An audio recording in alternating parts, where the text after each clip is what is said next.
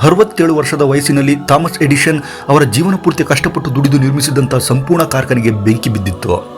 ಆಗ ಅವರು ತಕ್ಷಣವೇ ತನ್ನ ಕಾರ್ಖಾನೆಗೆ ತಲುಪಿದ್ರು. ಆದರೆ ಇಡೀ ಕಾರ್ಖಾನೆ ಸಂಪೂರ್ಣ ಬೆಂಕಿಯಿಂದ ಹತ್ತಿ ಉರಿಯುತ್ತಿತ್ತು. ಆಗ ಅವರು ಕಿಂಚಿತ್ತೂ ಭಯಪಡಲಿಲ್ಲ.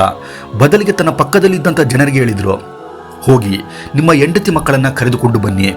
ಈ ರೀತಿಯ ಫೈರ್ ಶೋವನ್ನು ಅವರು ಲೈಫ್ನಲ್ಲಿ ಎಂದಿಗೂ ನೋಡಿರುವುದಿಲ್ಲ ಅಂತ. ಥಾಮಸ್ ಎಡಿಸನ್ ಹುಚ್ಚನಾಗಿರಲಿಲ್ಲ, ಆದರೆ ಅವರಿಗೆ ಸ್ಪಷ್ಟವಾಗಿ ಗೊತ್ತಿತ್ತು.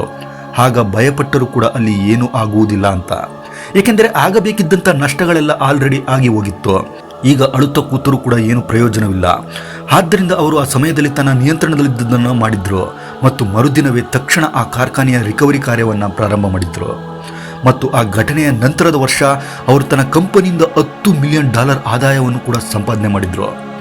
ನೀವು ಇಲ್ಲಿ ಒಂದು ವಿಷಯವನ್ನು ಅರ್ಥ ಮಾಡಿಕೊಳ್ಳಬೇಕು. ಈ ಜಗತ್ತಿನಲ್ಲಿ ನಿಮ್ಮ ಹೊರತು ಬೇರೆ ಯಾರನ್ನು ಯಾವುದನ್ನು ಕೂಡ ನೀವು ನಿಯಂತ್ರಿಸಲು ಸಾಧ್ಯವಿಲ್ಲ. ಆದ್ದರಿಂದ ಲೈಫ್ನಲ್ಲಿ ಅದು ಏನೇ ಇರಲಿ ಅದನ್ನು ಒಪ್ಪಿಕೊಂಡು ಮುಂದೆ ಸಾಗಿ.